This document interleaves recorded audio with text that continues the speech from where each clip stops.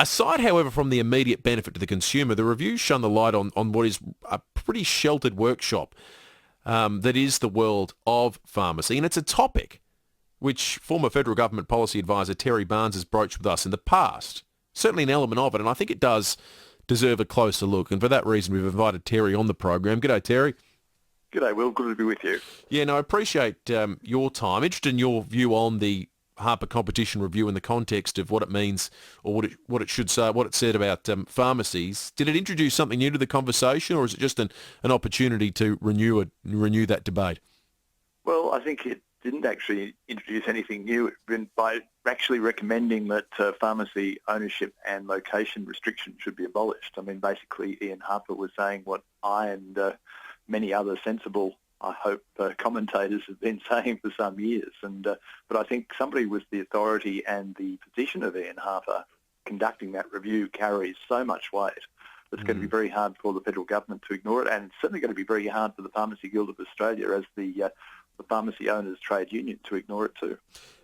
Terry, when we spoke in the past, it was the 1.5 kilometre rule that was under the microscope. You explained it to listeners then. For those that missed that conversation, it having come up in the Harper review, can you bring them up to speed on that element of the protection that's involved in that particular industry? Yeah, no worries. Basically, the 1.5 kilometre rule means that you cannot generally set up another new pharmacy within 1.5 kilometres of the front door of an existing pharmacy. So they take a bit of string and they roll it out 1.5 kilometres to sort of create a radius inside which you could not have another pharmacy. So 1.51 kilometres is okay. 1.499999 kilometres is definitely a no-no. There are some variations around that rule, particularly in relation to medical centres and large shopping centres, Westfield-type malls. But generally speaking, it's a way of maintaining a patch. If you're the existing pharmacist, that helps keep competition, especially more efficient competition, away from you. The Pharmacy Guild of Australia, who you mentioned, say that law guards against a dense population of pharmacies in more affluent suburbs, as people that run pharmacies, I guess, clamour to maximise their profit making. What do you make of that counterclaim? Well, in the words of Mandy Rice-Davies, they would say that, wouldn't they? But basically, I think that's a bit of an economic furphy. Yes, it talks about keeping access to medicine, and particularly PBS, pharmaceutical benefit scheme medicine, pretty open and reasonably fair for everybody. And that's actually the policy reason that this arrangement is there. But having said that, I mean, there are other ways of doing that, and promoting competition between pharmacists, not just on price, but also on the quality of service, is very important. And what happens with the location and the ownership rules as they are means it stifles competition, but it also stifles people becoming operators of pharmacies who have new ideas, who have new commitments as far as their professional ethics and their vision goes. And really, it basically creates very big sticks in the mud as far as good healthcare. Now, the ownership rule also got mentioned by the Harper Competition Review. It means that only pharmacists can own a pharmacy. Now, that's right. What's your view on that one? Oh, definitely. I think pharmacy ownership should be opened up. I've thought that way for quite a few years now. And when you think about it, a pharmacist can own a medical centre, but a doctor can't own a pharmacy. It's crazy. I mean, what really matters here, Will, is that any pharmacy, wherever it happens to be, whether it's out in the main street or in the supermarket or a medical centre, wherever, as long as it is supervised professionally by a registered pharmacist, so that the healthcare services and the medicines being dispensed are actually under somebody's professional eye. Who owns it doesn't really matter. It's that professional supervision that really counts. So as long as the ultimate owner is responsible and accountable for the decisions that are taken in the pharmacy, and that includes loss of ownership privileges if they have any.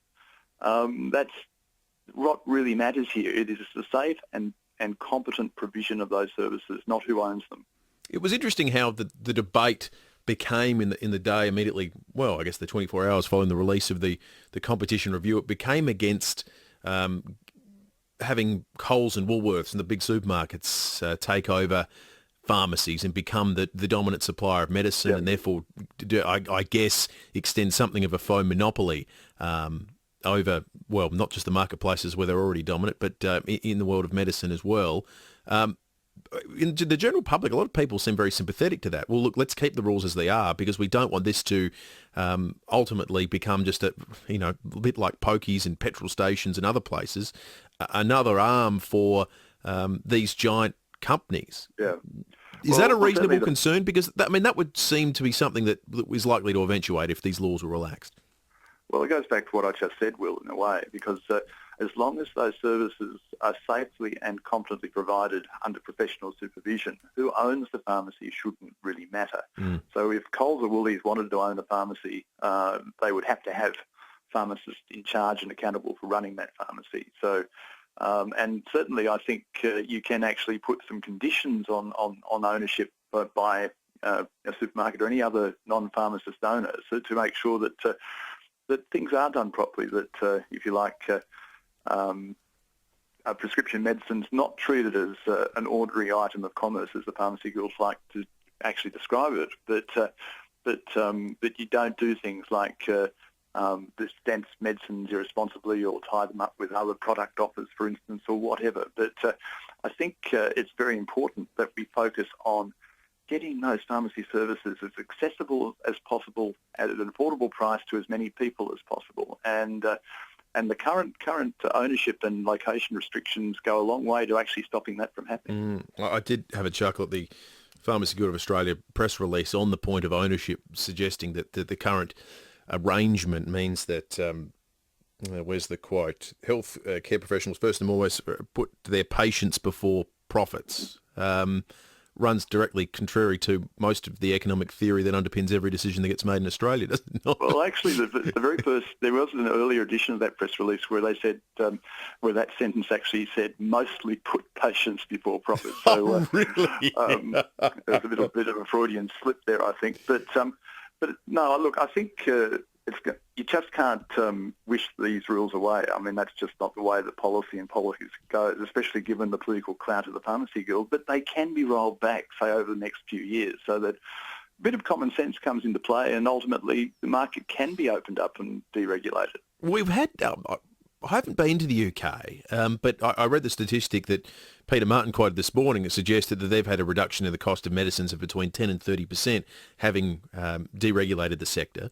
The US I have been to, and of course it's there's very little regulation with regard, well, certainly it appears that there's very little regulation with regard to where and who can run pharmacies. They seem to be in a large number of stores. In fact, there seems to be stores that are half and half, and they've been established to be that. They employ a pharmacy to run the place, but they are within a supermarket-style arrangement. Is there somewhere that does it best? Is there a model that works particularly well, or one that we should avoid if we were to, say, change the way we do things here in Australia? Look, I think the UK has probably got it best in terms of Australian practice and basically our culture. They do have a reasonable balance between pharmacy access and particularly prescription access through the National Health Service, which pays for it in a similar way to the way the pharmaceutical benefit scheme does here. But even in that socialist nirvana of the National Health Service, private owners who are not pharmacists are welcomed and tolerated. And I mean, one of the biggest pharmacy chains in the world is Boots, of course. And I lived in the United States myself for a little while, and I went to US-style drugstores and drugs and pharmacies and supermarkets. And again, when you needed pharmacy services, whether it's prescription or over-the-counter, I had no problem. I think basically it still comes down to that basic principle: professional services supervised by a professional who owns it secondary. Mm-hmm. Terry Barnes, thank you very much for your time.